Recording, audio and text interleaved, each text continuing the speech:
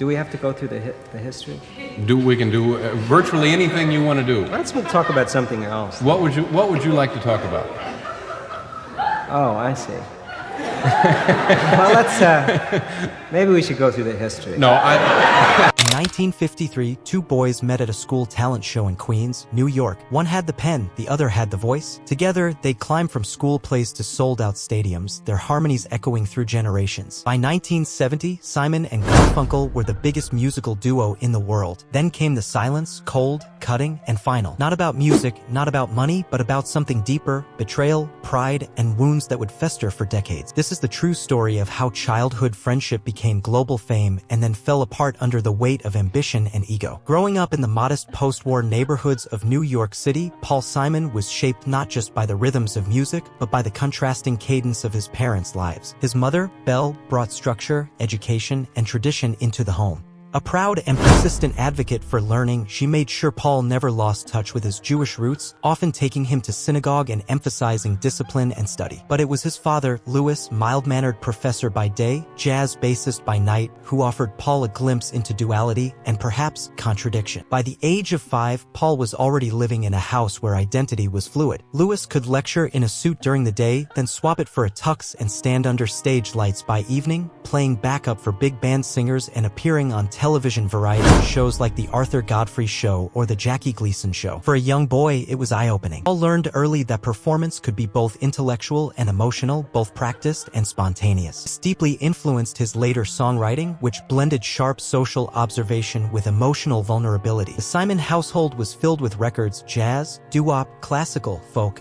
and Paul devoured them all. He was especially captivated by the lyricism of Woody Guthrie and the raw edge of Leadbelly. Later, he would call these artists his first real teachers. He also soaked in baseball, particularly the mythos around Mickey Mantle and Joe DiMaggio, finding heroes not just in music but in the American pastime. Years later, he'd immortalized DiMaggio in the lyrics of Mrs. Robinson, asking the nation, "Where have you gone, Joe DiMaggio?" The line wasn't just nostalgic, it was existential. Quiet and small in stature, Paul often felt like an observer more than a participant. But in those moments, watching his father perform, hearing Garfunkel's golden voice, or discovering his own ability to craft verses, he found power. He may not have been the loudest kid in the room, but he quickly became one of the most thoughtful. By the time he entered his teens, Paul wasn't just a boy with a dream. He was a young artist in formation, already understanding that music wasn't just about sound. It was about meaning, identity, and a chance to be heard. In 1945, the Simon family had moved to Queens, specifically to a neighborhood called Kew Gardens Hills. That neighborhood, rich with Jewish immigrant families and pulsing with music and tradition, would shape Paul forever. Late nights watching his father perform on shows like The Jackie Gleason Show made one thing clear: music wasn't just background noise. It was identity. It was a life. At age 11, during a school talent show, Paul saw a boy his age perform alone on stage. His name? Art Garfunkel. When a girl near him whispered how good the boy sounded, Paul's destiny clicked into place. Not just music, but the allure of admiration. That moment would spark a collaboration that would change American music forever. Later that year, the two boys acted together in a school production of Alice in Wonderland. They shared a stage, and something magical happened. Their voices blended effortlessly, as if they were born to sing together. Soon formed a doo-wop group called the Peptones and started performing at school events and block parties. Paul began writing songs, and by the age of 13, he had written their first original. At 15, in 1957, they rebranded as Tom and Jerry, inspired by the Everly Brothers, and recorded Hey Schoolgirl. They scraped together $25 for a demo, a small fortune for two teenagers. But it worked. Promoter Sid Prosen picked them up. Paul became Jerry Landis. Art became Tom Graff. Their song hit number 49 on the Billboard charts, selling over 100,000 copies. They even appeared on American Bandstand. But beneath the smiles and teenage stardom, cracks had already begun to form. Paul was always more than just a singer. He had written The Girl for Me at age 12 or 13, and his father had helped him transcribe it, an artifact that now lives in the Library of Congress. Art might have had the angelic voice, but Paul had the drive, the words, and the ambition. That imbalance, Paul creating, Art performing, was always there, and it would only get worse. Between 1957 and 1964, Paul Simon lived a double life. While continuing to work with Art, he recorded over 30 solo songs under aliases like Jerry Landis, Paul Kane, and True Taylor. Worked with labels like Amy, Big, King, tribute, and Madison, and even produced songs for other artists. It wasn't a side project, it was an escape plan, and Art had no idea. The real betrayal came when Sid Prosen offered Paul solo deals without involving Art. Paul accepted. Art only found out later. He was shattered. He later admitted that moment broke their friendship in a way it never fully recovered from. Paul's solo success without Art deepened the divide. In 1962, as part of a group called Tico and the Triumphs, Paul scored a modest hit with Motorcycle. He also released The Lone Teen Ranger under the name Jerry Landis. These songs charted barely, but the message was clear. Paul didn't need Art to succeed. Drifted apart in 1958. It wasn't dramatic. The damage was real. For 5 years, they didn't speak. During that time, Paul continued to release music. Art tried to pursue his own path but couldn't replicate Paul's output or drive. When they finally reunited in 1963, it wasn't nostalgia. It was desperation. Paul was struggling, cold-calling publishers and pushing songs. One track, He Was My Brother, caught the ear of Columbia Records producer Tom Wilson. But Wilson wasn't interested in Paul, he wanted the song. Paul negotiated one studio audition for himself and Art. They sang The Sound of Silence. Wilson was floored. He gave them a contract under their real names, Simon and Garfunkel. But their first album, Wednesday Morning, 3 a.m. flopped. Only 1,000 copies sold in 8 months. Folk music had suddenly gone out of style, replaced by the Beatles and the British invasion. Paul fled to England. He played clubs, wrote songs, and recorded a solo album. Art went back to school at Columbia University. Then came the turning point. In 1965, without permission, Tom Wilson remixed The Sound of Silence, adding electric guitars and drums. The track exploded. Paul found out while flipping through Billboard magazine in Denmark. The song hit #1 on January 1st, 1966. Shocked but pragmatic, Paul and Art reunited to ride the wave. By 1966, Paul demanded full creative control. On Parsley, Sage, Rosemary, and Thyme, he managed the instruments, the sound, and the vision. Art mostly just sang. The imbalance grew. Paul began to see himself as the genius behind the curtain and Art as just the performer. Their music soared. Films like The Graduate featured their songs. Mrs. Robinson became an anthem. Her next album, Bookends, topped the charts. They won Grammys, but the partnership was rotting from within. Fans thought Art wrote the songs. Paul bristled at the misunderstanding.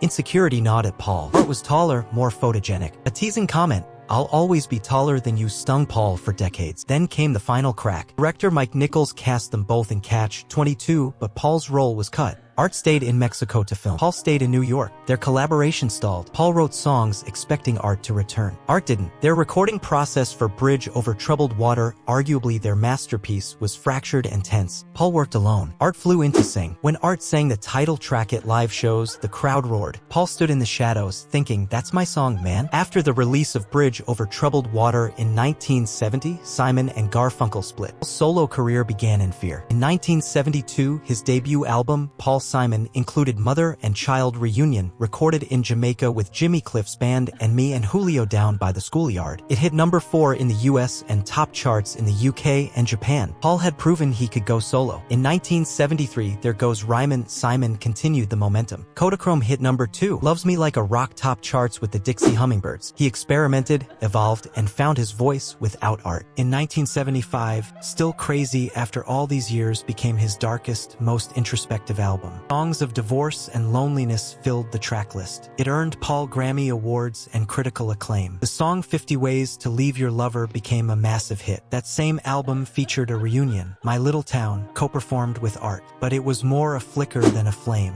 In 1983, Paul married Carrie Fisher. It was chaos. The world knew her as Princess Leia. She understood fame. Paul didn't. Their marriage lasted 11 months, but burned bright and bitter. Carrie's addictions, media games, and mood swings clashed with Paul's need for quiet and control. Emotional turbulence bled into Paul's next album, Hearts and Bones. Though critically praised, it flopped. Paul had originally started it with Art, until he erased Art's vocals without warning and released it solo. Art called it a betrayal. That was the final fracture. In 1985, as apartheid gripped South Africa with brutal force, Paul Simon made a decision that would ignite one of the most divisive chapters of his career. Defying a United Nations cultural boycott meant to isolate the apartheid regime, Simon boarded a plane to Johannesburg. His mission? To collaborate with Black South African musicians on what would become Graceland, an album that would blend township rhythms with Western songwriting and ultimately reshape global music. But at what cost? The boycott was more than symbolic. It was a unified stand by the global artistic community to protest a regime built on racial segregation and oppression. Many viewed any cultural exchange as a betrayal. Paul, however, saw it differently. He argued that music transcended politics. "I wasn't going there to support apartheid," he later said. I was going to work with people whose music I loved. And he did. For 9 intense days, Simon recorded with local legends like Ladysmith Black Mambazo, guitarist Ray Firai, and bassist Bakithi Cumulo. Sessions were held under curfew, amid police checkpoints, in a climate of fear. Yet what emerged from those collaborations was extraordinary. Tracks like Diamonds on the Soles of Her Shoes, You Can Call Me El sounded unlike anything heard in American pop at the time. Paul paid his collaborators generously $200 an hour, far beyond what most South African musicians had ever seen. He promised royalties, and many artists credited Graceland with launching their international careers. Still, accusations of exploitation swirled. Some critics said Simon had bypassed the African National Congress, the liberation movement leading the resistance. Others claimed he had used the country's pain as exotic color for his comeback. Then came the blow from closer to home. Los Lobos, the Chicano rock band who joined him in the final sessions, accused him of stealing their jam session and passing it off as his own track. He came in with nothing, said saxophonist Steve Berlin, and left with our song. Simon denied the allegations, but the controversy stuck. Despite the backlash, Graceland was a triumph, winning Album of the Year at the 1987 Grammys and selling over 16 million copies. It also introduced millions to South African music and ignited conversations about cultural appropriation that still echo today. Paul had crossed a line. Some called it bold, others called it blind. But one thing was certain: after Graceland, Paul Simon would never be just a songwriter again. He was now a political figure, whether he liked it or not. The 1981 Central Park concert wasn't just a reunion, it was a resurrection. After more than a decade of tension, distance, and bruised egos, Paul Simon and Art Garfunkel stood side by side again, beneath the autumn sky, their voices rising together like it was 1968. Over 500,000 people packed the park, one of the largest concert audiences in history. It wasn't just New Yorkers.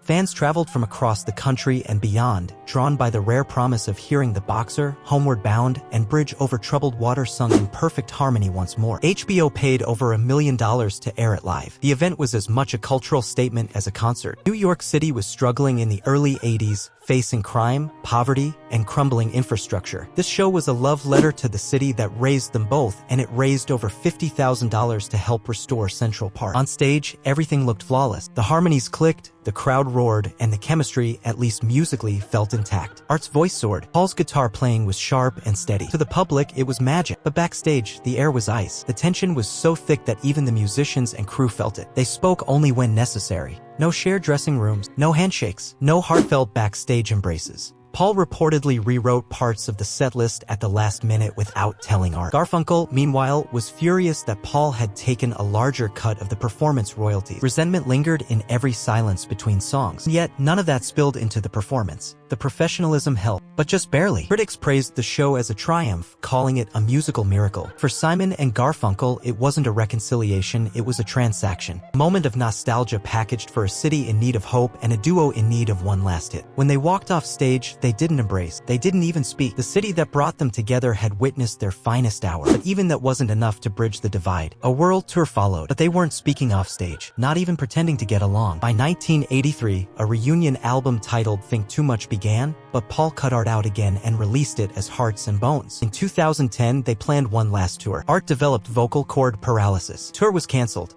Paul was furious. He felt deceived. The final thread of trust was gone. In 2015, Art gave a scathing interview, calling Paul a jerk, an idiot, and a monster created by his own pity over Paul's short stature. Paul stayed silent at first, but later, in 2016, he responded, "We don't get along. It's not fun. No nostalgia. Just finality." They didn't speak for 9 years. Then, by pure chance, Art ran into Paul's son, Harper, in their apartment building. It led to a reunion lunch. Art asked, "What happened?" Paul's reply was simple: "An old interview. You said some stuff." In 2023, Paul released 7 Psalms, his most intimate album yet. But behind it was tragedy. He had lost nearly all hearing in his left ear after COVID in 2022. Only 6% remained. He admitted he couldn't perform some songs anymore. "That's gone," he said about You Can Call Me Al. That silence wasn't just personal, it was symbolic. For a generation that grew up with the sound of silence, the literal quiet between Paul Simon and Art Garfunkel carried a poetic sting. They had once turned youthful longing and urban loneliness into art. Now, the same silence they sang about was what defined their fractured bond. It was no longer metaphor, it was memory, it was absence. What's more haunting is how public their separation became.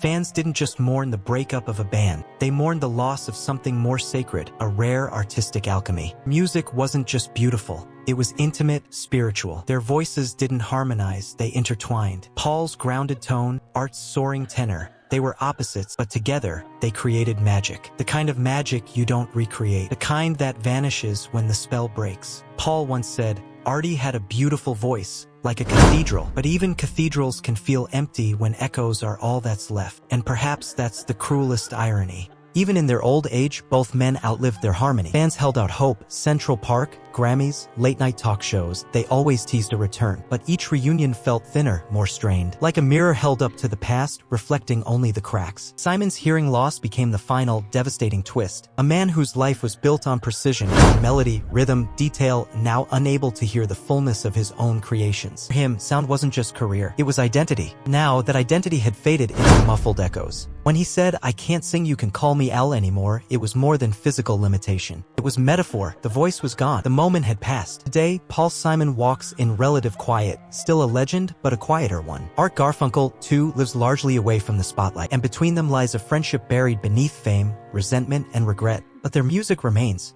It plays in car radios, in films, in headphones during long walks. In those notes, the boys from Queens still sing. Maybe they no longer speak, but we still listen. And that, perhaps, is the most enduring harmony of all.